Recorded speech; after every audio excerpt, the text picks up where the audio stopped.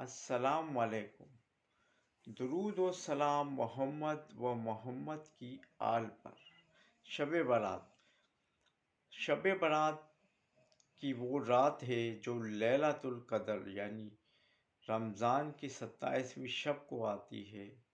اس کے بعد جس رات کی اہمیت اللہ تعالیٰ نے بیان فرمائی ہے وہ ہے شب برات، اور یہ رات آپ لوگوں کو جاگ کر گزارنی چاہیے، سونا نہیں چاہیے۔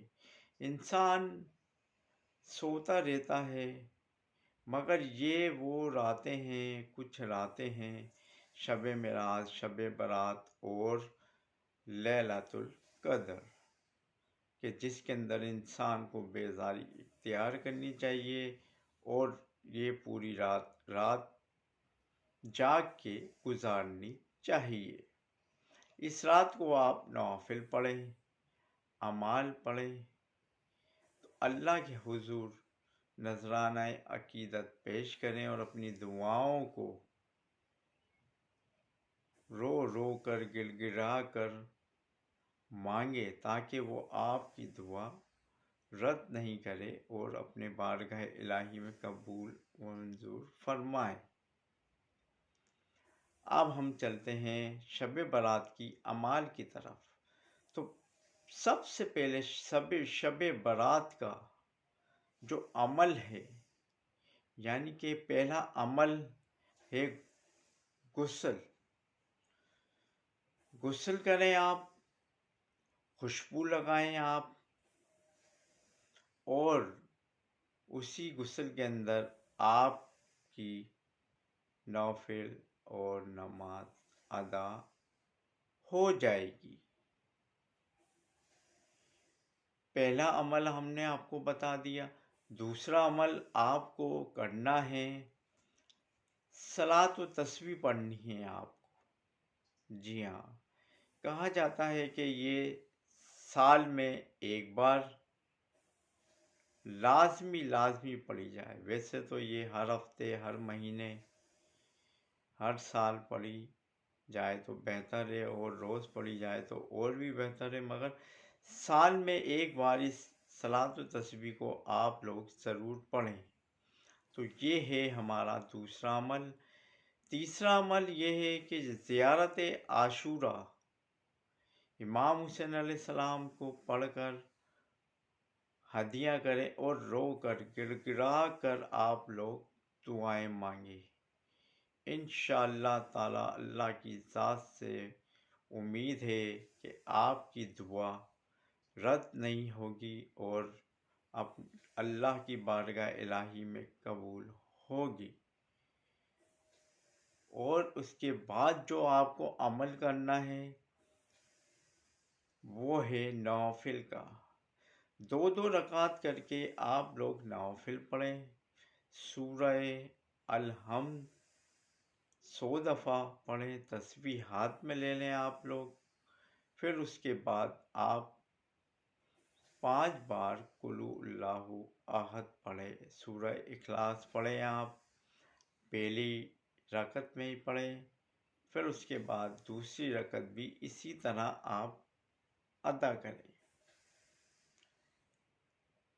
تو یہ بن جائیں گی، آپ کو پڑھنی ہے کم سے کم 14 اور زیادہ سے زیادہ 72 تسبیحاں 100 دانوں والی۔ یہ ہو گیا ہمارا عمل۔ اور سب سے آخر میں ہمارا عمل ہے وہ ہے امام زمانہ کو عرضی لکھنا، یعنی امام زمانہ کو اپنے دل کی جو بات ہے، دل کے جو راز ہے وہ بیان کرنا ہے۔ آپ کو عرضی لکھنی ہے آپ کو، اور آٹے کی گولی بنانی ہے، اور وہ گولی بنا کر آپ لوگ دریا کے اندر بہا دیں، دریا میں بہا دیں، اور امام زمانہ جو وقت کے امام ہیں وہ آپ کی ان حاجات کو انشاءاللہ تعالی، جو آپ کی نیک حاجات ہیں، جو آپ کی نیک دعائیں ہیں، انہیں رد نہیں فرمائیں گے اللہ کے حضور جا کر، اور وہ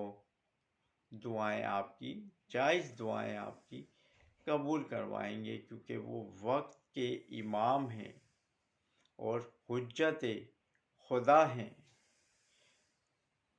تو یہ تھے شب برات کی فضیلت، حقیقت اور اس کے اعمال۔ اس رات کو آپ جاگ کے گزاریے، سوئیے گا نہیں۔ جو سو گیا وہ سمجھو کہ 1 سال پیچھے چلے گیا۔